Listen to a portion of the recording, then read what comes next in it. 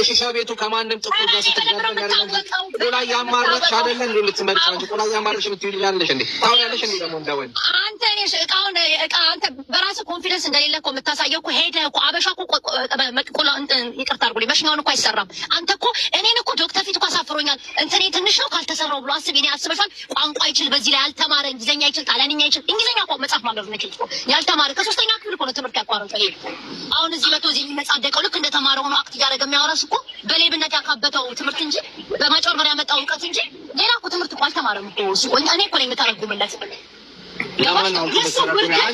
ልጆችሽን እንደ ኤርትራና እንደ ኢትዮጵያ ገነጣጥለሽ እዛና እዛ አስቀምጠሽ ስለ ልጅ ስታወሪ ትንሽ እንደው አታፍሪም አንቺ? ደፍሮኝ ነው የወለድኩት ያለሽ እንዴ? ባለጌ ደፍሮ መላኩ አንቺ ምንሽን ነው የሚደፍርሽ? እኔ ወደ ተሽ ተደፍራለሽ። ወደ እንትን ማድረግ መጣዩስ አንዴ ቮይስ ልክፈተው እንዴ? እንዴ ቆይ ደፋሪ ስለሆንክ ከደፋሪ ጋር ነው የሚቆመው። አንዴ ቮይስ ልክፈተው።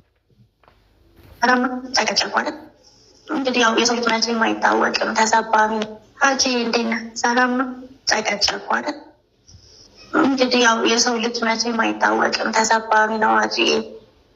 አሜንን ያው አንተ እንግዲህ ጠብቀው እሺ። አደራ ያው አይታወቅም የሰው ልጅ መቼም አደራ እሺ። አሜንን አጂ ያው አይታወቅም።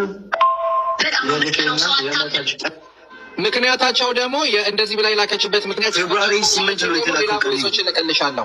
ምክንያቱም ከልጄ ጋር ምን ተፈጥሮ ምን ሆነው እንደዚህ አይነት ነገር ውስጥ እንደገቡ ማለት ነው። ሀቢባ ይሄ የሌለ ነገር ድራማ እየፈጠሩ እንደዚህ ቆለጤ ትንሽ ሆኖም አይደለም ያሰራሁት አያስፈልገውም ብሎኛል። እህቴ ቆለጤ ለራሱ ፈልገው ከሆነ አላውቅም። እኔ እንደዚህ አይነት እህት አላውቅም። ገባሽ?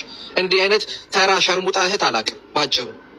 ይቺ እህቴ የሺሻ ቤቱ ከማንም ጥቁር ጋር ስትጋደም ያለ ቁላ ያማረች አይደለ እንዴ? ልትመርጫ እንጂ ቁላ ያማረች ምትይል ያለሽ እንዴ? ታውን ያለሽ እንዴ? ደግሞ እንደወል አንተ ነሽ እቃውን አንተ በራስህ ኮንፊደንስ እንደሌለ እኮ የምታሳየው እኮ ሄደህ እኮ አበሻ እኮ ቁላ